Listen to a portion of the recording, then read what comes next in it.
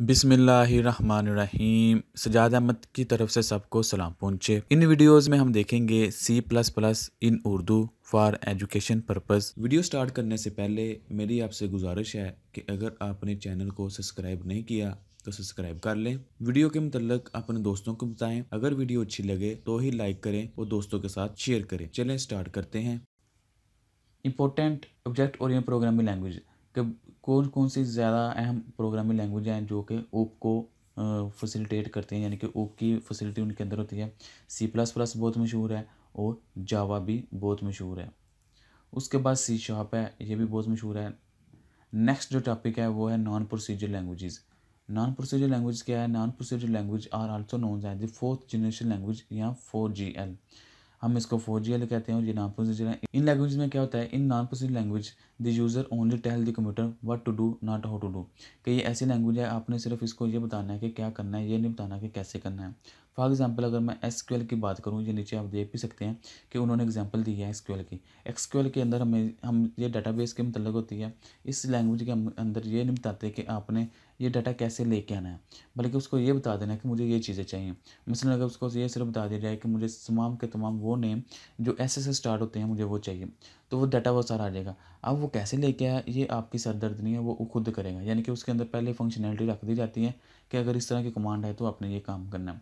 इसी तरह अगर देखना चाहें कि कौन कौन से बच्चे पास हैं जिनके 33 से नंबर ज़्यादा हैं, या कोई भी एवरेज लगा लें कि इतने नंबर से ज़्यादा वाले मुझे स्टूडेंट का रिकॉर्ड चाहिए, तो आपने नहीं वहाँ कोडिंग करनी कि कैसे वो लेके आएगा, वो खुद लेके आएगा। बस आपने कमांड जो है वो बेहतर तरीके से देनी है। ये चीज़ें वही हैं जो हम पहले दे चुके हुए हैं कि प्रोसीजर लैंग्वेज 3G और नॉन प्रोसीजर लैंग्वेज 4G में क्या फ़र्क है, आप इसको ईजिली पढ़ सकते हैं।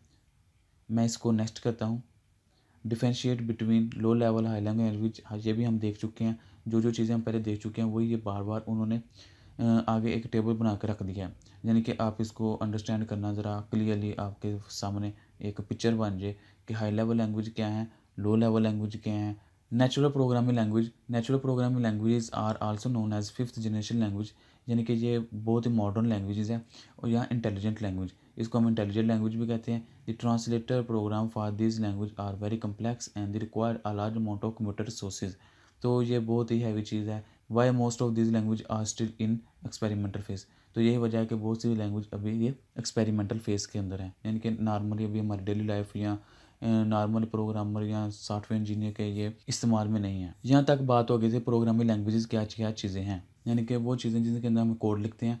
अब जो कोड लिखते हैं उसकी भी आगे दो टाइप्स हैं, types of codes. Two types of codes are as follow, source code and object code.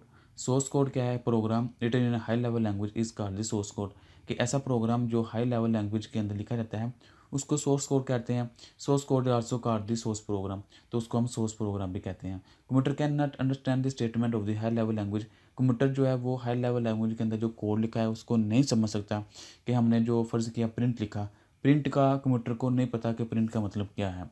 जिसको so can not execute by the computer directly. और ना ही वो कोड जो हम लिखते हैं जो बहुत आसान है हमारे लिए, पढ़ना आसान है, लिखना आसान है, मॉडिफाई करना आसान है, लेकिन कंप्यूटर के लिए बहुत मुश्किल है, वो नहीं समझ सकता इन चीज़ों को। It must be converted in object code and then executed.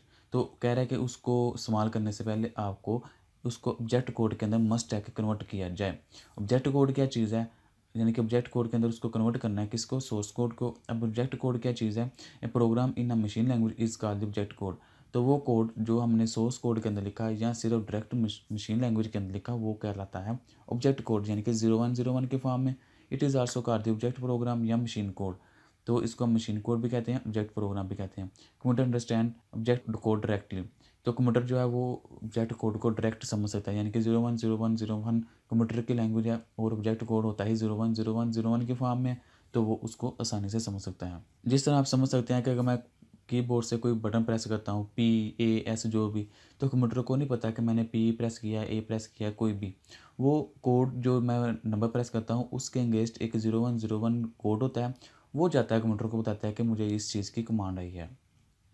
Difference between source code and object code, ये वही चीज़ है जो भी मैंने बता दिया है कि वो मशीन कोड है, वो सोर्स कोड है, उसको समझना आसान है, उसको समझना मुश्किल है, आप इसको खुद रीड आउट कर सकते हैं। लैंग्वेज प्रोसेसर क्या चीज़ है पहले आपको बता देता हूँ। कि पहले हमने देखा प्रोग्रामिंग लैंग्वेज क्या चीज़ है, फिर हमने देखा कोड कितने टाइप का है, दो टाइप का है एक। फिर उसके बाद देखा कि जो भी हम कोड लिखते हैं उसको कन्वर्ट किया जाता है सोर्स कोड को ऑब्जेक्ट कोड में। अब उसको कन्वर्ट करने के लिए मुख्तलिफ चीज़ें अवेलेबल हैं, जिसको लैंग्वेज प्रोसेसर कहते हैं। वो है कंपाइलर है, इंटरप्रेटर है और एक असेंबलर है। अब इन चीज़ों में क्या फ़र्क है, कंपाइलर क्या करता है, इंटरप्रेटर क्या करता है। कंपाइलर क्या करता है, जो भी एक पूरा प्रोग्राम होता है लिखा, वो होल प्रोग्राम को ऑब्जेक्ट में कन्वर्ट कर देता है। लेकिन इंटरप्रेटर क्या करता है, एक एक लाइन को इंटरप्रेट कर करके कन्वर्ट करता है ऑब्जेक्ट कोड में। बाकी चीज़ें आप ये पढ़ सकते हैं। इसके बाद एक असेंबलर होता है, वो क्या करता है, वो सिर्फ असेंबली लैंग्वेज के लिए होता है कि असेंबली लैंग्वेज में कोड लिखा होता है, उसको वो कन्वर्ट करता है ऑब्जेक्ट कोड में। नेक्स्ट जो टॉपिक है वो है प्रोग्रामिंग टेक्निक्स। प्रोग्रामिंग टेक्निक का मतलब क्या है कि जो भी हम प्रोग्राम लिखेंगे, ऐसे नहीं है कि मुंह उठा से के हम प्रोग्राम लिखना शुरू कर दें, बल्कि उसके लिए मुख्तलिफ मेथड हैं, तकनीक है। सबसे पहले स्ट्रक्चर प्रोग्रामिंग, उसके बाद है ओप यानी कि ऑब्जेक्ट ओरिएंटेड प्रोग्रामिंग, उसके बाद क्या है इवेंट ड्रिवन प्रोग्रामिंग। इन तीनों का हम थोड़ा थोड़ा डिस्कस करते हैं। स्ट्रक्चर प्रोग्रामिंग में क्या होता है कि किसी भी चीज़ के लिए आप वो मॉड्यूल लिख देते हो, वहाँ एक कंट्रोल बना देते हो, या वहाँ क्या करते हो, छोटे छोटे मॉड्यूल बना के उसको बार बार कॉल करते हो। फॉर एग्जांपल अगर कार है तो कार का मतलब एक छोटा सा स्ट्रक्चर बना दिया और उसके मॉड्यूल बना दिए। स्ट्रक्चर के भी आगे उसके टाइप्स हैं, सीक्वेंशियल स्ट्रक्चर है, कंडीशनल स्ट्रक्चर है या आइटरेटिव स्ट्रक्चर है। सीक्वेंशियल स्ट्रक्चर में क्या है कि जो भी आपने स्ट्रक्चर बनाया वो स्टेप बाय स्टेप चलता रहेगा, यानी कि पहले ये स्टेटमेंट चलेगी 1 फिर 2 फिर 3, इस तरह एक सीक्वेंस चलता रहेगा। दूसरी तरफ क्या है कंडीशनल स्ट्रक्चर। कंडीशनल स्ट्रक्चर में क्या है कि कोई कंडीशन आ जाती है कि आपके 40 से ज़्यादा मार्क्स हों या 40 से कम मार्क्स हों तो फिर आपने ये काम करना है। तो उसके अंदर यानी कि जिसके अंदर कंडीशन आ जाती है वो कंडीशनल स्ट्रक्चर आ जाता है। उसके बाद आइटरेटिव स्ट्रक्चर, तो कोई भी चीज़ हमने बार बार रिपीट करवानी हो, कोई मैसेज या कोई पैगाम या कोई वेलकम वाला मैसेज, तो उसके लिए हम लूप लगाते हैं, लूप के लिए हम स्ट्रक्चर लगाते हैं। तो उसको स्ट्रक्चर को हम कहते हैं repetitive structure. Advantages of structure programming, अगर हम स्ट्रक्चर प्रोग्रामिंग की टेक्निक को फॉलो करते हैं तो उसके एडवांटेजेस क्या हैं, वही है रीयूजेबिलिटी है, ईजी टू कोड है, ईजी टू मॉडिफाई है, ईजी टू मेंटेन है। डिसएडवांटेज क्या है, in structure programming data can not be consider as a independent from the function that the manipulated.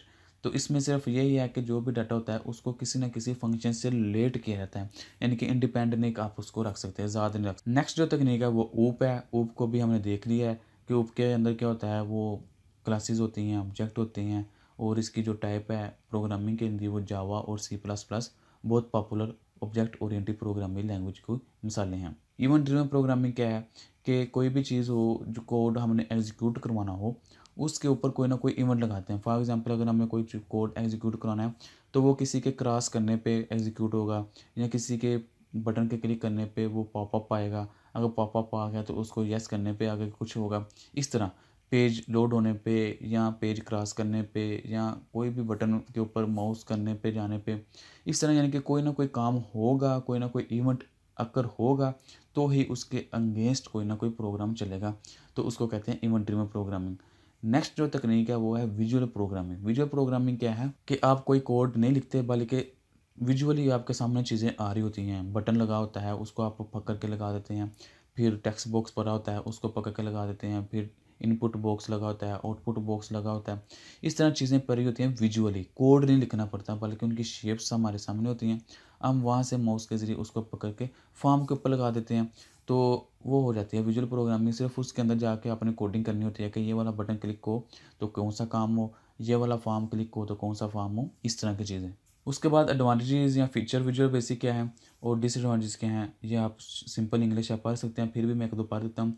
Visual program easy to use and learn, यानी कि वो बहुत आसान है क्योंकि हर चीज़ आपके सामने होती है, आपको कोई कोड नहीं रटना पड़ता।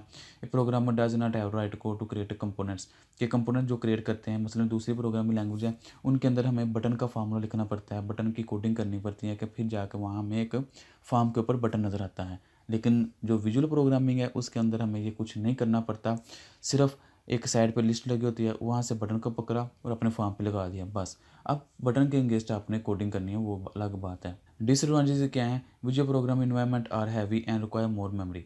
ज़ाहिर सी बात है जब इतनी चीज़ें हमें प्री बिल्ड मिलती हैं, हर चीज़ बिल्ड इन मिलती है, तो उसके लिए स्पेस भी चाहिए होती है। तो क्या इसका ड्रॉबैक है, तो इसके लिए हमारे पास स्पेस ज़्यादा होना चाहिए, हार्डवेयर के अंदर कैपेसिटी ज़्यादा होनी चाहिए, higher capacity of hard disk. तो बाकी ये चीज़ें आप देख सकते हैं, सिंपल इंग्लिश है, मैंने थोड़ा समझाना था वो समझा दिया। नेक्स्ट देखेंगे चैप्टर नंबर 2 यानी कि C++ का। तब तक के लिए अल्लाह हाफिज़।